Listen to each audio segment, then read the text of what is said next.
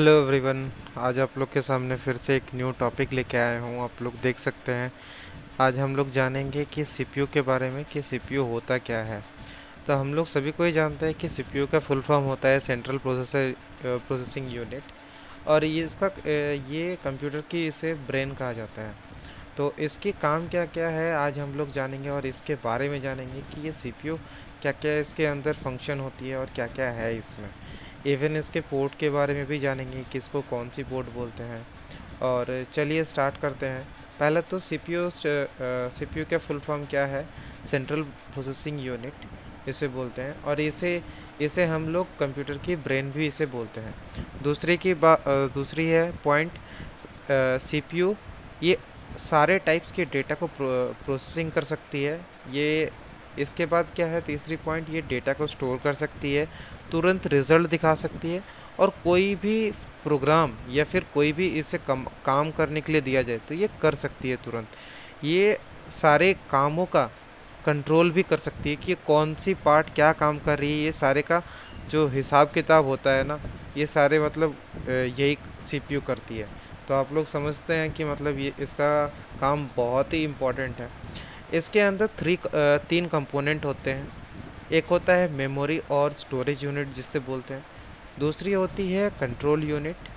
तीसरी होती है एएलयू जिसका फुल फॉर्म क्या होता है, अरिथमेटिक लॉजिक यूनिट। यहाँ पर हम लोग ये जो देख रहे हैं इसे हम लोग प्रोसेसर कहते हैं, जो कि सीपीयू की मदरबोर्ड में लगी हुई रहती है। यहाँ पर आप दूसरी पिक्चर में क्या देख सकते हैं कि ये काम कैसे करती है, सीपीयू के अंदर है क्या क्या। पहला तो ये है कंट्रोल यूनिट है। ऊपर में देखिए ये मेमोरी यूनिट है। इस साइड से ये इनपुट हो रही है, इस साइड से ये आउटपुट हो रही है। इसका तीन ही काम है, जो तीन काम आप देख रहे हैं सीपीयू के अंदर। ये तो इनपुट है, इस साइड से हम लोग कोई भी इनपुट देते हैं, यहाँ से आउटपुट निकल रही है। ऊपर में क्या है, मेमोरी यूनिट है, जहाँ पर स्टोरेज डिवाइसेस होती है, जैसे कि आपकी रैम रैम हो गई, फिर आपकी सेकेंडरी आपकी मेमोरी हो गई। ये सारी मेमोरीज वहीं पे रखी हुई रहती है। इसके बाद आती है कंट्रोल यूनिट। कंट्रोल यूनिट ये बीच में होती है, जो कि प्रोसेसिंग वगैरह करती है। इसके बाद आता है आपकी एरिथमेटिक और लॉजिक यूनिट। यहाँ पर आपकी एरिथमेटिक की काम होती है और लॉजिक की काम होती है। नेक्स्ट देखते हैं, आगे बढ़ते हैं। तो कंप्यूटर के बारे में तो समझ ही रहे हैं कि ये सीपीयू होती क्या है। इसके बाद हम लोग इन डेप्थ में जानेंगे मेमोरी का काम क्या है। मेमोरी क्या कर सकती है, स्टोर कर सकती है अपने डेटा को। पहला तो वो जो भी हम लोग इंस्ट्रक्शन देंगे कि इसे हमें स्टोर करना है, मान लेते हैं कि कोई भी एक इमेज को मुझे स्टोर करना है तो उसे इमेज को स्टोर करेगी। ये जब भी हम लोग स्टोर करने के लिए किसी को भी बोलेंगे, वो तुरंत उस चीज़ को स्टोर कर सकते हैं। अगर मान लेते कोई रिजल्ट है, उसको स्टोर कर सकती है। या फिर यहाँ पर कोई भी डेटा को मतलब या तो दिखाना है, उससे पहले भी हम लोग स्टोर कर सकते हैं। या फिर कभी आउटपुट अगर आ गया उसके बाद भी उसे हम लोग स्टोर कर सकते हैं। तो आप समझ रहे हैं कि हम लोग ये जो स्टोर कैसे कैसे कर सकती है। इसका जो इनपुट और आउटपुट है दोनों ट्रांसमिट कहाँ से करती है, मेन मेमोरी से करती है।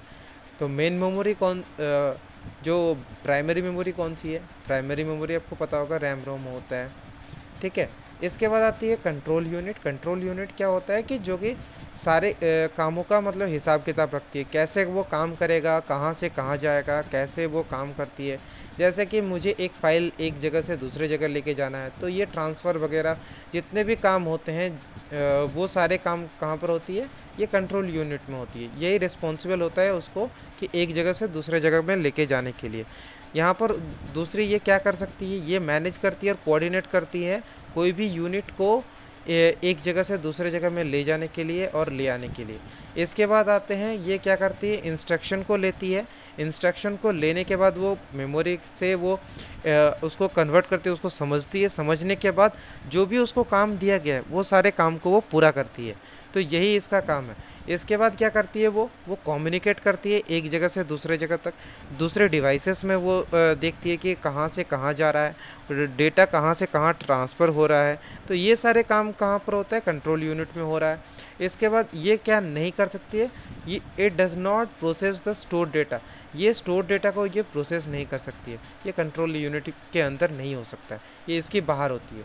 इसके बाद आता है, क्या होता है, एएलयू। एएलयू का फुल फॉर्म क्या है, arithmetic logic unit. Arithmetic logic unit के अंदर दो पार्ट है।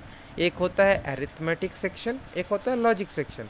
अरिथमेटिक क्या होता है, जो कि आपकी जहाँ पर कैलकुलेशन होती है, जैसे कि आपका सब्ट्रैक्ट हो गया, प्लस हो गया, माइनस हो गया, ये सारी चीज़ें क्या होती है, ये सारे अरिथमेटिक के अंदर होती है। इसके बाद आते हैं लॉजिक सेक्शन। लॉजिक सेक्शन क्या होता है, जहाँ पर आपकी लॉजिकल काम होती है, जैसे कि आपको कोई भी दो काम है एक साथ उसको मर्ज करना है, तो उसमें क्या होता है, लॉजिक लगती है। तो लॉजिक सेक्शन में उस ये सारे काम होते हैं। आशा करता हूँ ये आपको समझ में आ रहा होगा।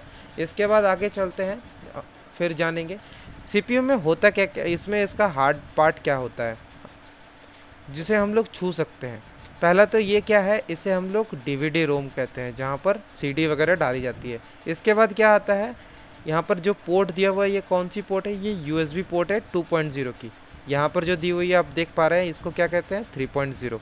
और ये जो दिया हुआ है ये ऑडियो और माइक की पोर्ट दी हुई है, और इसे क्या बोलते हैं, पावर बटन, जहाँ से सीपीयू को ऑन करते हैं।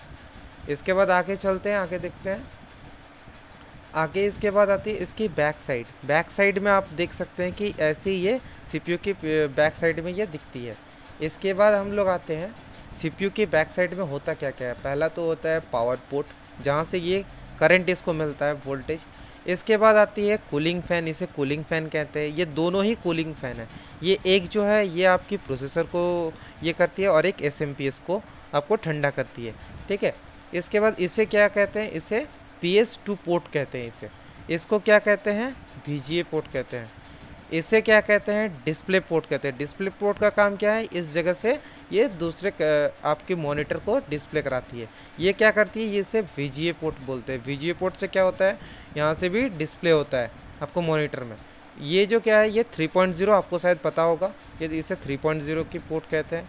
इसे क्या बोलते हैं, 2.0 की पोर्ट बोलते हैं, और इसे इथरनेट पोर्ट बोलते हैं, इसे DVI बोलते हैं, इसे HDMI बोलते हैं, इसे क्या बोलते हैं, एंटेना बोलते हैं, जहाँ से आपका वाईफाई यहाँ से कैच करती है ये। और ये क्या है, D9 सीरियल RS-232 पोर्ट, इसे बोलते हैं। तो आशा करता हूँ ये चीज़ आपको समझ में आ रहा होगा। नेक्स्ट आगे बढ़ते हैं। इसके बाद आते हैं 2.0 3.0 का डिफरेंस मैंने बताया यहाँ पर। इसका डिफरेंस क्या है, ये जो डिफरेंस होता है ये बस ट्रांसफ़र के बस जो होती है, बस का आपने नाम सुना होगा। बस क्या होती है, मेन आर्किटेक्चर होता है कंपोनेंट, जो कि सिस्टम को एक जगह से दूसरे जगह में ट्रांसफ़र करती है, ठीक है। मान लेते हैं कोई भी आपका देखिएगा जो आपकी पिन ड्राइव्स है उसमें किस में कितना जल्दी फास्ट ट्रांसफ़र होती है। देखिए 2.0 में जल्दी आपके ट्रांसफ़र नहीं होगी डेटा, उसमें टाइम लगता है। और 3.0 की अगर आपकी पिन ड्राइव होगी तो फिर उसमें ज़्यादा स्पीड होती है।